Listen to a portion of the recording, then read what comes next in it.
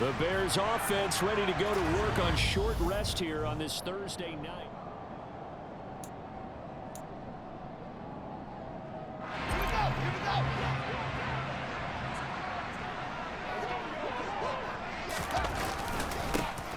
On first down, Salazar. And a nice little start as he's able to get this up to the 28. A gain there of 12 yards and a first down for the Bears. Another fine carry from the NFL's rushing leader, and quarterbacks typically dominating the MVP balloting, but I think you got to give this guy serious consideration, don't you? I agree totally. I mean, he's leading the league in rushing, and let's face it, partner, the running back renaissance in the NFL, it's real, and it's really helping teams along the way. He's a prime example.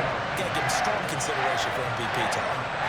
A big chunk on the ground there, 27 yards. Now that was a big run. It takes them all the way down to the 1-yard line, and that'll shake the confidence of any defense. So when they're looking for a little bit of support now, looking at their defensive coordinator, if I'm him, I dial up some pressure. I just go after him because otherwise you're still playing back on your heels. And he'll get into the end zone. Touchdown, Chicago.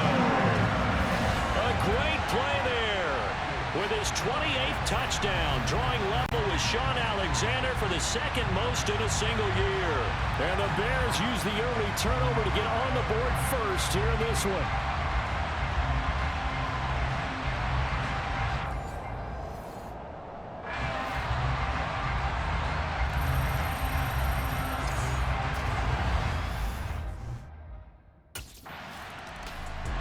Chicago works their way back onto the field here for their second drive of the game. And listen, these Thursday night games, they're tough on the body. You just played on Sunday, 72 hours later. Hey, it's game day again. But I have to think a Thursday night game in September much more preferable than a Thursday nighter in December, no? Oh, there's no doubt about it. You mentioned how tough it is on the body. How about the mind? You're already tired, fatigued, right? Trying to battle for playoff spots. And here you have the quick turnaround. Now, the flip side is, if you take care of business, win that Thursday nighter, you go into a mini open week. Gives you a few extra days to heal up the body and the mind before you play your next game. A shotgun snap, Fields. He finds his man, complete. That's Cannon. And he will have the Bears first down as they're able to get the third down conversion.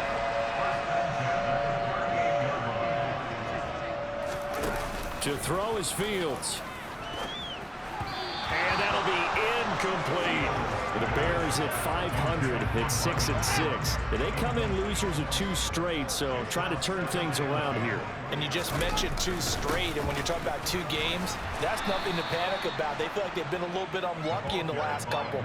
This is a club that's more than capable of turning things around, and I expect them to play really well here. It'll go as a loss of a yard, so now they deal with 3rd and 11. We're backed up here. Tough spot, needing 11 yards to pick up the first. Throwing on 3rd down, Fields. And this is taken in by Darnell Mooney. And they're going to have this across midfield and inside the 45. It's the first time that they've looked his way tonight, and he comes up with a first down on the play.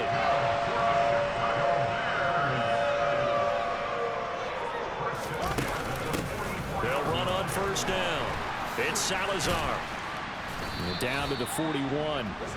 These 2 teams met up earlier in the year, back in week 4. And it was the Bears getting the road victory, so they'll look now to take the season series here at Soldier Field. From the 41, Fields. That's complete to Mooney. And he's going to be taken down at about the 33. Charles, Thursday night game, I think a lot of teams probably say shrink the playbook somewhat. Is that correct? I think you're right about that because you just don't have the amount of time that you have in a normal week to put in a full playbook. So as you said, you shrink the playbook, pick out the plays that work best for you. You know what else you're looking for? Who are the freshest guys coming off the last game to play on a Thursday night? Guys have a little extra pep in their step. You go to them early and often. They'll keep it on the ground. It's Salazar, and he's going to be brought down on what will be the final play of this first quarter. After 7-0 on EA Sports. Back in Chicago, ready for the second quarter. It's the Bears in possession as they've got it with a 1st and 10. Now a handoff up the middle. Salazar, and he is met at the line of scrimmage, and he goes down right there. Rashawn Gary, the man to bring him down.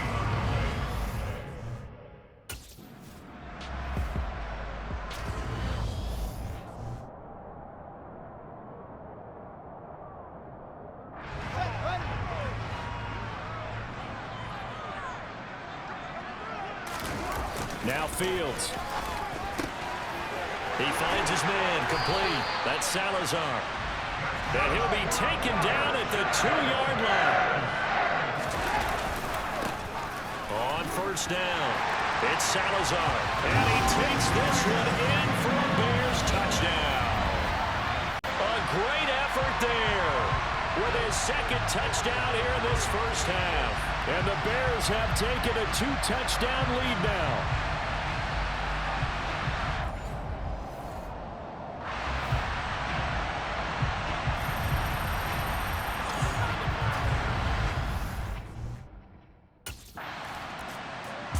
There again is the running back as he trots onto the field. And it may just be the second quarter, but he's in his zone, well on his way to eclipsing that 100-yard mark. And when a back has a game, as we're witnessing right now, his name's going to be in the books, but it's really a collective deal, isn't it?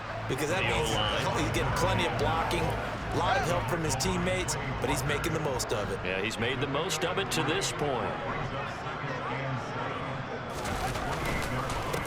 On second down now, it's Salazar. A short gain here, maybe a yard to the 29. Back-to-back runs, I'd say that encompassed maximum effort for minimal gain. Minimal yardage, and now they're going to need something more than minimal on this play coming up. On the slant, he'll get it to Jones. And he slips up past the 45 before being tackled. A gain of 19 and picking up the first.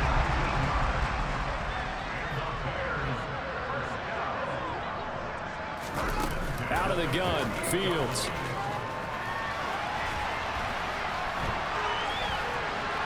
Oh, look at the juke. Again the juke. Big yardage there on the scramble. It gets him a first down.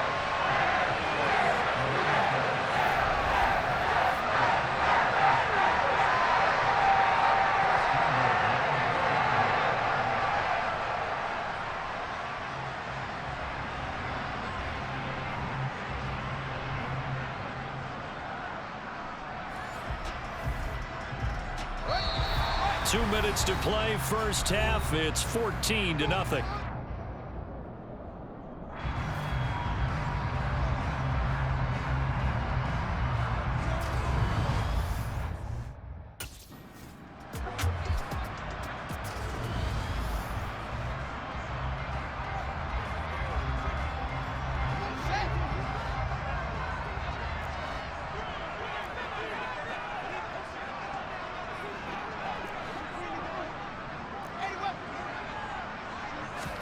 On second and goal, Fields completes a Mooney on the slant.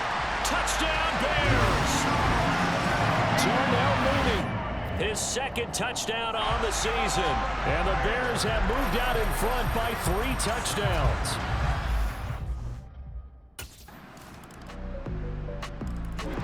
A look at the running back, the man out of the backfield as he gears up to go again.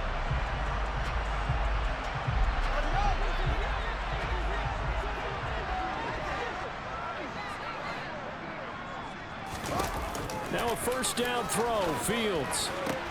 He finds his man, complete. That's Salazar. And he'll get this up past the 25 before he's out of bounds. Well, it's time for them to be good.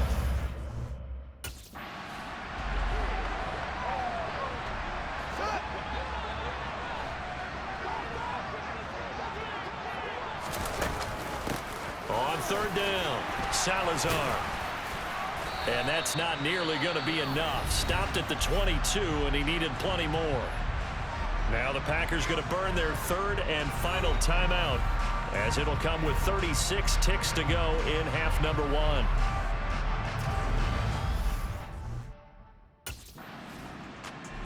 Well, the Bears offense set to go to begin the third quarter. And they've got the lead, CD. What do you expect from them in this second half? Well, I like what they were able to do on the ground in the first half because they had a lot of success running the ball, and I certainly think we'll see more of that. But I'd keep an eye on that defense, and I think their coaches up in the box will do the exact same thing. If they start to see one or two guys start to creep towards the line of scrimmage, that'll be licensed to take some shots downfield. Only gets 3 yards there on the heels of the 1-yard pickup. Sets up 3rd and 6. They are in need of 6 yards here if they hope to move the chains. Fields. And Ingram hauls it in. And able to get this one across the 45 before he's brought down. First target, first catch, and a first down.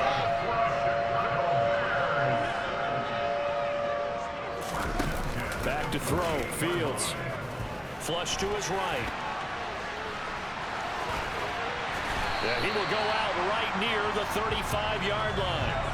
Able to make something out of nothing there. 17 yards and a first down. I think the last 2 plays really illustrate how difficult it is to game plan against this guy, because you know he can throw the football, but how about his use of legs as well? What we call those broken plays, you can't account for. Yeah, those plays, those 2 that you just mentioned, a microcosm really of how he can hurt you. And he takes this just a few yards shy of the red zone before going out.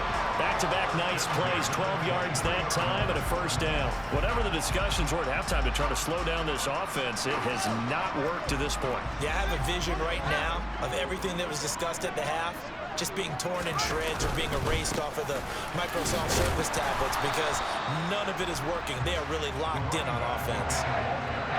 A gain of 3, second down.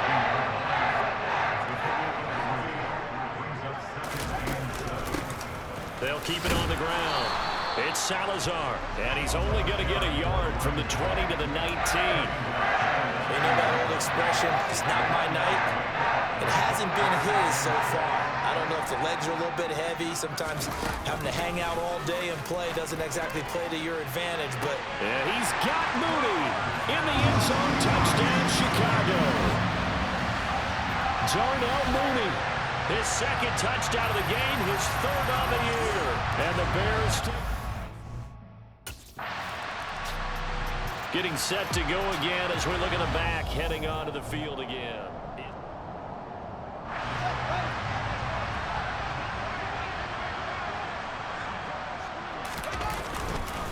They'll start this drive out on the ground. And he is swallowed up right at the line of scrimmage. Brought down that time by Quay Walker. Well, thanks for joining us here on a Thursday night in the NFL. 3rd quarter, 2nd and 10 coming up. Fields throw here taken in by Ingram.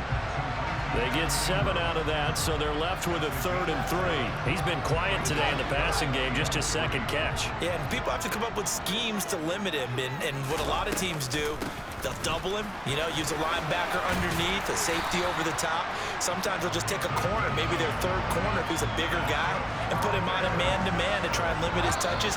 Just keep mixing it up, give him different angles, different looks, like a good boxer does. Back now at Soldier Field. A lot of happy faces in the crowd at this point as their guys have a big lead here to start quarter number 4. Running game working. They'll stick with it on first down. He'll get it up near midfield to the 49 before being taken down. The last run got a couple. Here's 2nd and 8.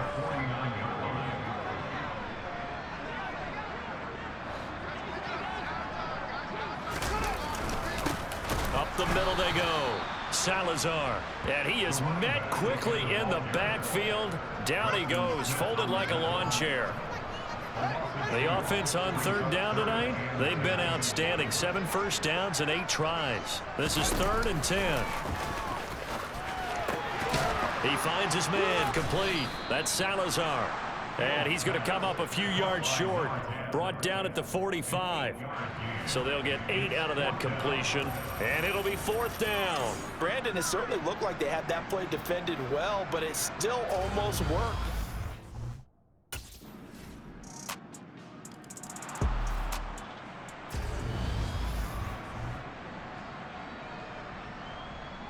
Two scores down, 3 timeouts left. Still a chance if they can somehow get this one back. And the Bears hands team able to pounce on it and get the football. Well, 4th quarter, they felt like they needed the football back. Unfortunately, they couldn't get it. And I know we've brought analytics into the game, and someone has said here that the data says that when a team's expecting an onside kick, 80% of the time, the team expecting it, they do actually recover the ball, which is what we saw here. I just wonder if that number is much more of a anecdotal type of a number. Kind of like when the coaches tell us, well, when you score on special teams, 93% of the time you win the game. I'm still waiting to see that number is empirical. And past the 35, he'll be dropped a yard or two shy of the 30. 96 yards rushing for him in this one, and he is drawing ever closer to a 2,000-yard season. So the Bears with the football here as we welcome you back. Line of scrimmage, the 31 now on 1st and 10. They'll keep it on the ground. It's Salazar, and he stopped right at the 25 after a gain of 5. And now right out of the 2-minute break, we'll get a timeout used defensively with 1:56 to go. After the pickup of 5, here's 2nd and 5.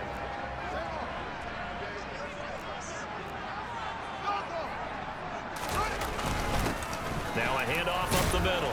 Salazar, and he'll be tackled at the 23 after a gain of 3. Now the Packers going to go ahead and use the second of their timeouts. That'll leave them with just 1 remaining in this 4th quarter of play.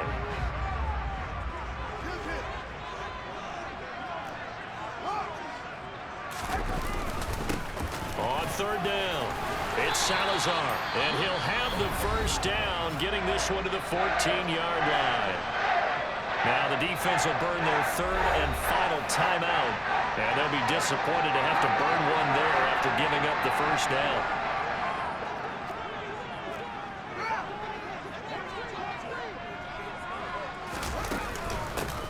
Up the middle they go. Salazar. And he is in. Touchdown, Chicago. Taking it in from 14 yards out. And the Bears look like they're about to put an end to their 2-game losing streak as they add on to their lead. Trying to bust out of that losing funk, and these fans have to like this. And all right, fellas, this is more like it. And I know that if this holds up after the game, they're going to give the fans a lot of credit being at home, getting the support. But you...